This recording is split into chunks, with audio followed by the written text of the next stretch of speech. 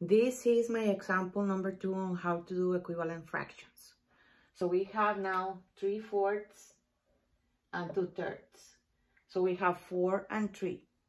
Also, these two numbers are very small and they don't have multiples of each other. So I have to make equivalent fractions. So I'm going to take the first fraction, that is 3/4, and I'm going to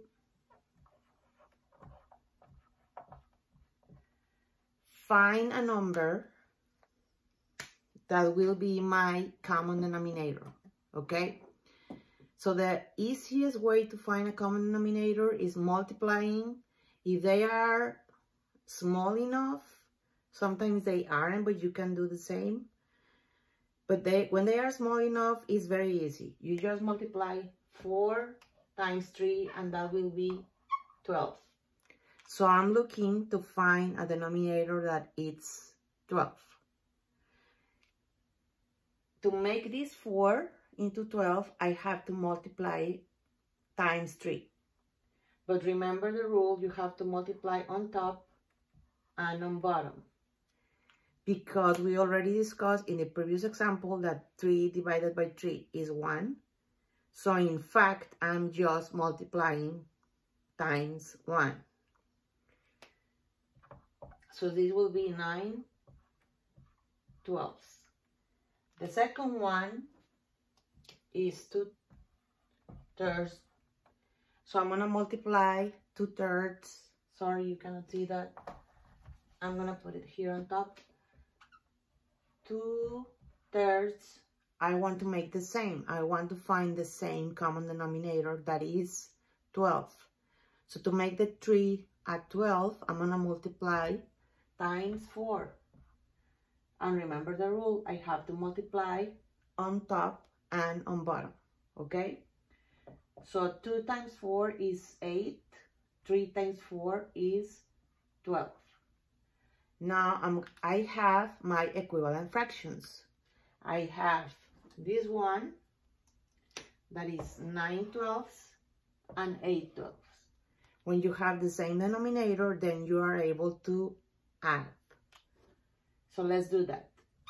9/12 is the equivalent fraction of 3/4 plus 8/12.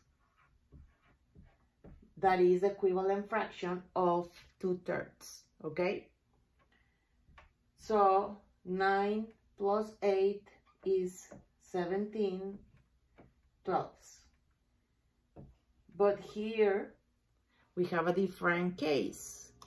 In the last example, you have a case of 5/6, so you cannot simplify anymore. When you are able to simplify, you have to simplify. All your tests are going to look for the smallest answer possible. So in this case, we have an improper fraction. Why? Because the numerator, that's 17, is bigger than the denominator, that is 12. So you are going to do a common division so you can find what is the fraction. In this case, when you have an improper fraction, you are going to find a mixed number at the end. So let's do that. 17 divided by 12. The 12 goes one time into the 17 times 12. I subtract those two and I have 5. 1 minus 1 is 0. 7 minus 2 is 5. That is my remainder. So I stop right there. I'm not going to do a decimal. I'm going to do a fraction. So what is my whole? This is my whole. The number 1 that I have on the top is the whole. So I'm going to write this like this. The remainder is 5. So this is my new numerator. So I'm going to put 5. And then I'm going to keep the same denominator, that is 12. Okay? So my answer is 1 whole, 5/12. And that is the answer to this addition.